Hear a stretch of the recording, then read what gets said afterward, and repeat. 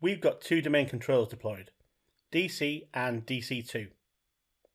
On the face of it, they look identical, but there's a big difference between these two. To illustrate that difference, let's remotely connect to both of these machines, starting off with DC. In Server Manager here, if I select DC, then right click it, I have an option for remote desktop connection. We'll be asked for credentials, so we can log in with any user that has remote connection capabilities. I've got a user called M Brown that I can use to connect remotely to these machines. So if we type in the credentials and then click OK, we'll be presented with a digital certificate. We need to say that we trust this cert in order to gain access remotely to the virtual machine. So I'm just going to say yes here, and I should then be remotely signed in. And here we are remotely signed in to the DC.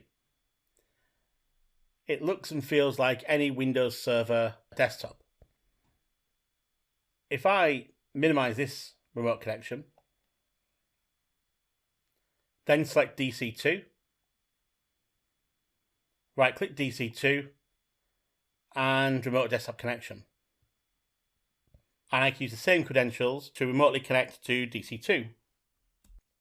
With the password inputted, I say OK, yes to trust the certificate, and we're signed in.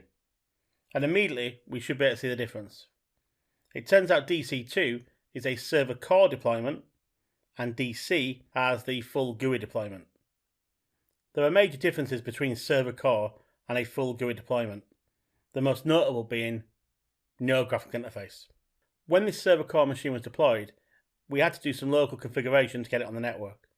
There's a couple of command line tools you can use to help with your initial configuration of server core. One is called sconfig.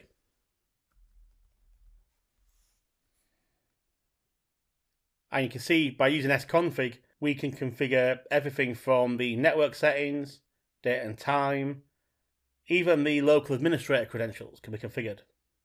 If I select option 15 and press enter, that brings us back to the prompt. As well as sconfig, the other tool that we can use to initially configure a server core machine is PowerShell. By typing PowerShell at the command prompt, we enter the PowerShell prompt. So two servers, one with a graphical user interface and one with server core, both hosting Active Directory domain services for us. So which one of these should we use in production? There are some big benefits to running Windows Server Core. Firstly, Windows Server Core has a smaller disk footprint.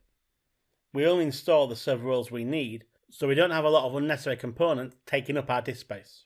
Windows Server Core has a smaller attack surface. Fewer roles and their dependencies means there's less to attack, less for us to monitor and maintain. The obvious difference still is that there's no desktop. There's no graphical tools at all. Initially, Windows Server Core will have to be configured locally, using tools like sconfig or PowerShell to get Server Core onto the network.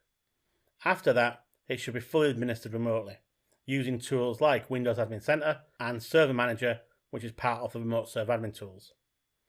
Windows Server Core is the preferred platform for running Active Directory domain services.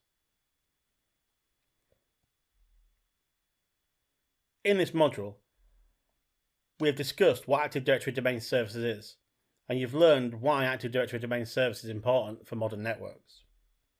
You've learned how to deploy a new Active Directory forest, and you have learned how to add additional domain controllers to your newly deployed forest. We've briefly discussed Server Core and its benefits for Active Directory domain services, and stated that it's the preferred platform for running Active Directory domain services today. In our next module, we will work to verify that our domain controllers have been installed correctly.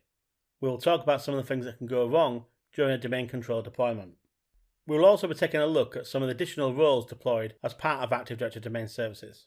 So join me in the next module and we'll continue our Active Directory journey.